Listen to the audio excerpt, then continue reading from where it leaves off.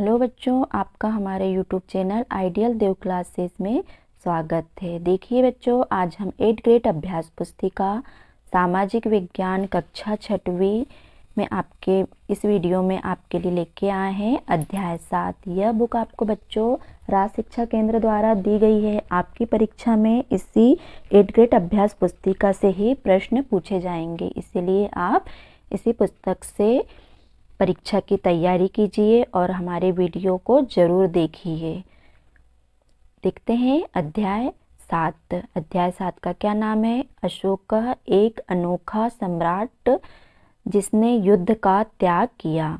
क्या है? अशोक एक अनोखा सम्राट था और बहुत शक्तिशाली था। आपने अशोक का नाम बहुत सुना होगा, तो आज हम उसके बारे में जानेंगे। देखिए बच्चों, पहला प्रश्न है मौर्य साम्राज्य की स्थापना किसके द्वारा की गई? इसमें उनकी सहायता किस व्यक्ति द्वारा की गई? मौर्य साम्राज्य की स्थापना पूछा है और उनकी सहायता किस व्यक्ति के द्वारा की गई, ये पूछा है हमसे प्रश्न में। तो उत्तर देखते हैं हम। मौर्य साम्राज्य की स्थापना दादा चंद्रगुप्त मौर्य ने की थी। मौर्य साम्राज्य की स्थापना चंद्रगुप्त मतलब दादा चंद्रगुप्त, मतलब ये अशोक के दादाजी थे, चंद्रगुप्त मौर्य ने की थी। इसमें उनकी सहायता चाणक्य या कौटिल नाम के एक बुद्धिमानी व्यक्ति द्वारा की गई थी। किसके द्वारा की गई थी? चाणक्य कौटिल द्वारा की गई थी, जो बहुत बुद्धिमानी थे, जिन्हें अर्थशास्त्र का ज्ञाता भी कहते हैं, चाणक्य नीति के ज्ञाता भी कहते हैं। ठीक है बच्चों, यहाँ आपका प्रश्न पहला कंप्लीट होता है। देखते हैं प्रश्न 2 क्या कह रहा है। प्रश्न दूसरा है मौर्य वंश के प्रमुख राजाओं के नाम लिखिए। क्या पूछा है? मौर्य वंश के प्रमुख राजाओं के नाम। तो उत्तर देखते हैं। आपको अशोक, चंद्रगुप्त, बिंदुसार, चाणक्य के बारे में और अधिक जानकारी चाहिए तो आप अपनी पुस्तक के इतिहास की जो बुक है आपकी, उसके पृष्ठ 67 में इसका उत्तर मतलब देख के लिख सकते हैं और अच्छे से पढ़ भी सकते हैं। ठीक है बच्चों, देखते हैं प्रश्न। देखिए, मौर्य वंश के प्रमुख राजाओं के नाम लिखिए। तो हम उत्तर देखते हैं। मौर्य वंश के प्रमुख राजाओं के क्या नाम है? राजाओं के नाम है, पहला चंद्रगुप्त मौर्य। चंद्रगुप्त मौर्य के पुत्र कौन हुए? बिंदुसार हुए। फिर बिंदुसार के पुत्र कौन हुए? अशोक हुए। ठीक है बच्चों, यहाँ ये कौन है? मौर्य वंश के संस्थापक, राजा हैं। ठीक है, इन्होंने मौर्य वंश के समय राज्य किया। यहाँ आपका प्रश्न क्रमांक दूसरा कंप्लीट होता है। देखते हैं प्रश्न क्रमांक तीसरा। प्रश्न क्रमांक तीसरा है इस काल में तक्षशिला एवं उज्जैन की प्रसिद्धि के क्या कारण थे? तो उत्तर देखते हैं। इस काल में तक्षशिला उत्तर पश्चिम और मध्य एशिया के लिए आने जाने का मार्ग था। दूसरी तरफ उज्जैन उत्तरी भारत से दक्षिण भारत जाने वाले रास्ते में पड़ता था। कहाँ पड़ता था? उज्जैन उत्तरी भारत के दक्षिण भारत जाने वाले रास्ते में पड़ता था। ठीक है बच्चों, आपका यहाँ प्रश्न क्रमांक तीसरा कंप्लीट होता है। बढ़ते हैं प्रश्न क्रमांक चौथे की तरफ। देखते हैं प्रश्न क्रमांक चौथा क्या कह रहा है। मौर्य साम्राज्य के प्रशासन की प्रमुख विशेषताएं लिखिए। उत्तर देखते हैं इसका। मौर्य काल में गणतंत्र का ह्रास हुआ और राजतंत्रात्मक व्यवस्थाएं सुदृढ़ हुई। कौटिल्य ने राज्य संपादक सिद्धांत निर्देशित किया था, जिनके आधार पर मौर्य प्रशासन और उसकी गृह तथा विदेश नीति संचालित होती थी। राजा, अमात्य, जनपद, दुर्ग, कोष, सेना और मित्र। ठीक है बच्चों, यहाँ आपका प्रश्न क्रमांक चौथा कंप्लीट होता है। बढ़ते हैं प्रश्न क्रमांक 5 की तरफ। देखते हैं प्रश्न क्रमांक 5 क्या कह रहा है। प्रश्न क्रमांक 5 है आपका सम्राट अशोक द्वारा अपने संदेश जनता तक किस प्रकार पहुंचाए गए? क्या पूछ रहा है प्रश्न, सम्राट अशोक द्वारा अपने संदेश जनता तक किस प्रकार पहुंचाए गए। तो आपको और अधिक जानकारी लेना है अशोक के बारे में और अच्छे से समझना है तो आप अपनी सामाजिक विज्ञान की पुस्तक और इतिहास सब्जेक्ट विषय में आप अपने पृष्ठ 70 मतलब 71 में इसका उत्तर खोजकर लिख सकते हैं। ठीक है बच्चों, देखते हैं हम इसका उत्तर। अशोक मौर्य वंश के सबसे प्रसिद्ध शासक थे। अशोक कौन था? मौर्य वंश का बहुत प्रसिद्ध शासक था।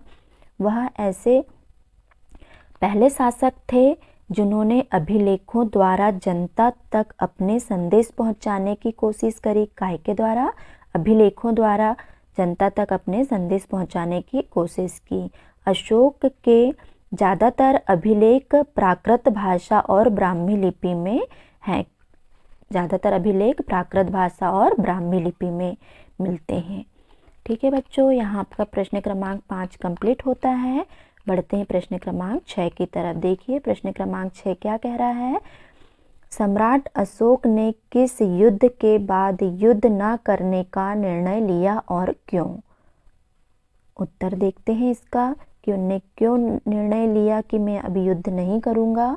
उत्तर देखते हैं, सम्राट अशोक ने कलिंग युद्ध, कलिंग का युद्ध बहुत फेमस युद्ध था, कलिंग के युद्ध के बाद युद्ध न करने का निर्णय लिया क्योंकि युद्ध जनित हिंसा और खून खराबा देखकर उन्हें युद्ध से वितृष्णा हो गई। मतलब युद्ध से एक प्रकार से घृणा होने लगी कि युद्ध में कितने बेकसूर लोगों की जानें जाती है, जन धन की हानि होती है। तो उसका यहाँ से उसका हृदय परिवर्तित हो गया और वो युद्ध करना छोड़ दिया। यहाँ से उस मतलब खून खराबा देखकर उन्हें युद्ध से वितृष्णा हो गई। ठीक है बच्चों, यहाँ आपका प्रश्न क्रमांक 6वां कंप्लीट होता है। बढ़ते हैं प्रश्न क्रमांक 7 की तरफ। देखते हैं प्रश्न क्रमांक 7 क्या कह रहा है, कर व नजराना में उत्तर लिखिए। कर व नजराना में उत्तर लिखना है। उत्तर है, कर नियमित ढंग से इकट्ठे किए जाते थे। कर क्या था? नियमित ढंग से इकट्ठे किए जाते थे। वहीं नजराना अनियमित रूप से जब भी संभव हो इकट्ठा किया जाता था। मतलब अनियमित रूप से जब भी संभव हो वह इकट्ठे किया जाता, लेकिन कर नियमित रूप से इकट्ठे किए जाते थे। ऐसे नजराने विधि पदार्थ के रूप में प्रायः ऐसे लोगों से लिए जाते थे जो स्वेच्छा से इसे देते थे। मतलब किसे लिए जाते, मतलब जोर जबरदस्ती नहीं करते थे, जो व्यक्ति स्वेच्छा से देते थे उनसे ही लिए जाते थे। ठीक है बच्चों, यहाँ आपका प्रश्न क्रमांक 7 कंप्लीट होता है। बढ़ते हैं प्रश्न क्रमांक 8 की तरफ। देखिए प्रश्न क्रमांक 8 क्या है, सम्राट अशोक के प्रजा के लिए दिए गए कोई 2 संदेश लिखिए। सम्राट अशोक के प्रजा के लिए दिए गए कोई 2 संदेश लिखिए। तो उत्तर देखिए, सम्राट अशोक के प्रजा के लिए दिए 2 संदेश। देखते हैं कौन कौन से 2 संदेश हैं। पहला है, अपने दासों और नौकरों के साथ अच्छा व्यवहार करना। अपने दास और नौकरों के साथ अच्छा व्यवहार करना, मतलब उनका ये संदेश था कि मतलब चाहे वो नौकर हो चाहे दास हो, उनको नौकर को नौकर ना समझा जाए, उनसे भी अच्छा व्यवहार किया जाए। दूसरा देखिए, सभी जीवों पर दया करना और ब्राह्मणों को दान देना। मतलब ब्राह्मणों को दान देना और सभी जीवों पर दया करना, मतलब उन पे अत्याचार ना करना। ठीक है, आपका यहाँ 8वां प्रश्न कंप्लीट होता है। बढ़ते हैं प्रश्न क्रमांक 9 की तरफ। देखिए प्रश्न क्रमांक 9 क्या है। प्रश्न क्रमांक 9 है, सम्राट अशोक द्वारा जनहित में कौन कौन से कार्य किए गए। सम्राट अशोक द्वारा जनहित में कौन कौन से कार्य किए गए। तो उत्तर देखते हैं, सम्राट अशोक ने कलिंग युद्ध के बाद संपूर्ण जीवन सेवा एवं जन कल्याण में लगा दिया। उनने कलिंग का युद्ध हुआ था जब वहाँ से उसका हृदय परिवर्तित हो गया तो उनने मतलब उस समय सोच लिया कि मैं अब युद्ध नहीं करूँगा,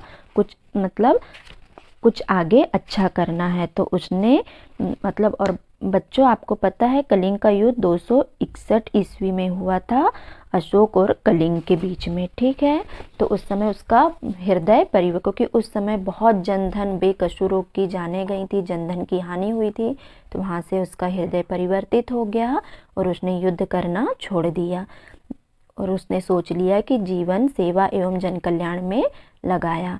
उसने सड़कें, छायादार वृक्ष, कुएं, धर्मशालाएं, मनुष्य एवं पशुओं के लिए चिकित्सालय आदि कार्य करवाए। उनने सड़कें बनवाई, छायादार वृक्ष लगवाए कि रास्ते में चलने वाले राहगीरों को, रास्ते में चलने वाले जो राहगीर रहते हैं उनको कम से कम छाया मिले, तो वो कुछ समय पेड़ के नीचे खड़े रह सकते हैं, इसलिए उन्हें छायादार वृक्ष लगवाए, कुएं का निर्माण करवाया, धर्मशालाएं बनवाई, मनुष्य एवं पशुओं के लिए चिकित्सालय आदि कार्य करवाए। किसने करवाया? अशोक ने।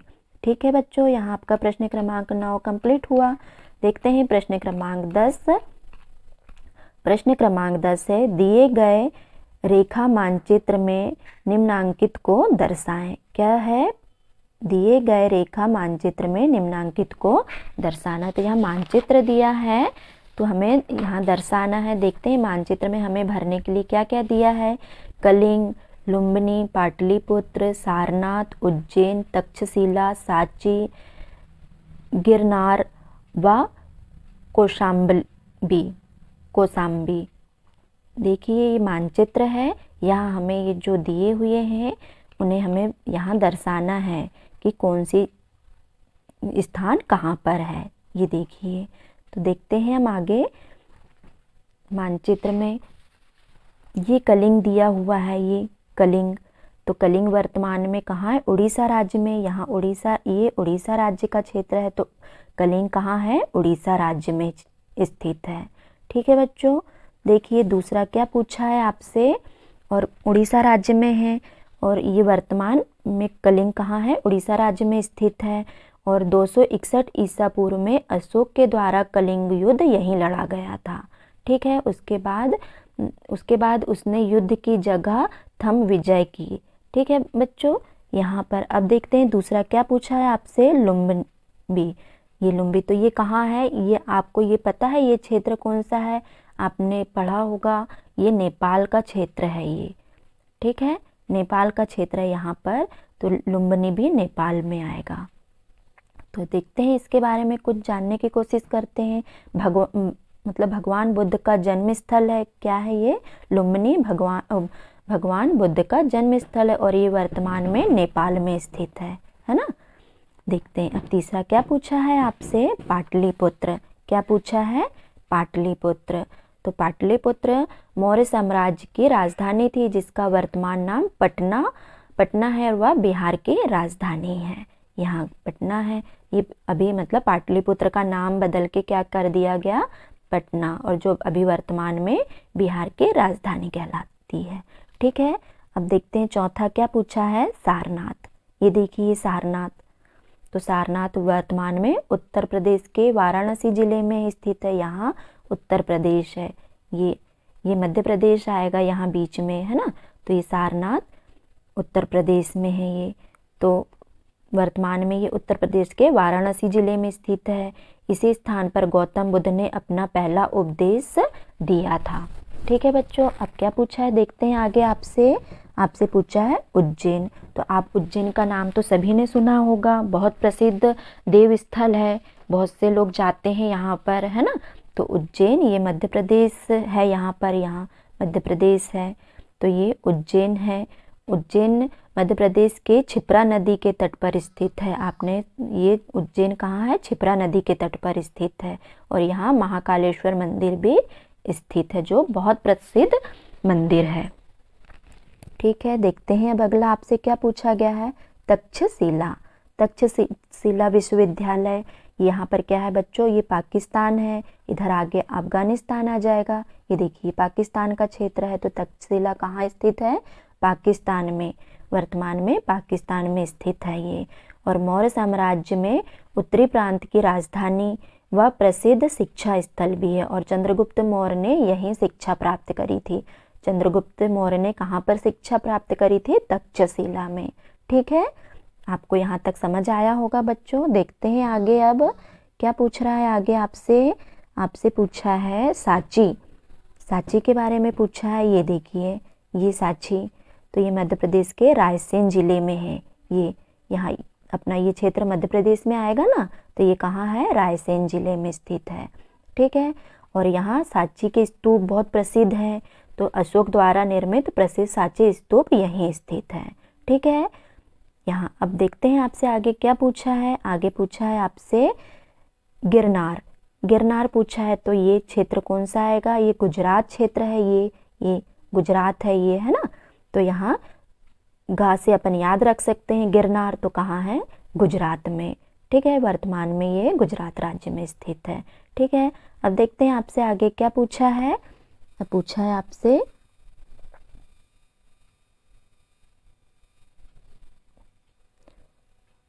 कौसाम्बी। क्या पूछा है? कौसाम्बी। ये देखिए, तो ये कहाँ स्थित है? उत्तर प्रदेश राज्य में स्थित है। ये कहाँ स्थित है? उत्तर प्रदेश राज्य में।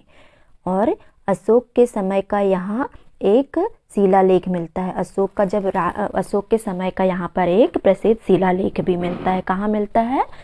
कौसाम्बी में। ठीक है बच्चों, यहाँ उम्मीद है कि आपको ये मानचित्र बहुत अच्छे से समझ में आया होगा। हम इसके बारे में और थोड़ा सा जान लेते हैं, हम आपको फटाफट बता देते हैं। ठीक है, देखिए, कलिंग वर्तमान में उड़ीसा राज्य में स्थित है। 261 ईसा पूर्व में अशोक के द्वारा कलिंग युद्ध लड़ा गया, जिसके बाद उसके युद्ध की जगह धम्म विजय की। ठीक है, लुम्बी भगवान बुद्ध का जन्म स्थल है, वर्तमान में नेपाल में स्थित है। लुम्बी कहाँ है? नेपाल में स्थित है। पाटलिपुत्र मौर्य साम्राज्य की राजधानी थी, जिसका वर्तमान नाम पटना व बिहार की राजधानी है। सारनाथ के बारे में जान लेते हैं। सारनाथ वर्तमान में उत्तर प्रदेश के वाराणसी जिले में स्थित है। इसी स्थल पर गौतम बुद्ध ने अपना पहला उपदेश दिया था। उज्जैन मध्य प्रदेश में क्षिप्रा नदी के तट पर स्थित है और ये महाकालेश्वर मंदिर स्थित है और इसे हम आध्यात्मिक राजधानी के नाम से भी जानते हैं।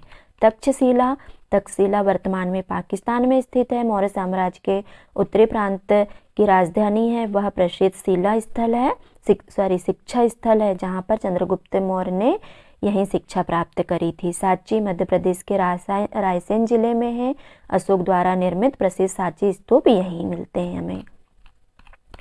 गिरनार वर्तमान में गुजरात राज्य में स्थित है ना। कौसाम्बी उत्तर प्रदेश राज्य में स्थित है। अशोक के समय का यहाँ एक शिलालेख मिलता है। ठीक है बच्चों, उम्मीद है आपको ये मानचित्र बहुत अच्छे से समझ में आया होगा। अगर आपको हमारा ये वीडियो पसंद आया हो तो प्लीज़ इसे ज़्यादा से ज़्यादा लाइक कीजिए, शेयर कीजिए, सब्सक्राइब करना ना भूलिए और आप अपनी पढ़ाई इसी 8th ग्रेड अभ्यास पुस्तिका के माध्यम से ही कीजिए। आपकी परीक्षा में प्रश्न उत्तर इसी से पूछे जाएंगे। ठीक है बच्चों, मिलते हैं अगले वीडियो में।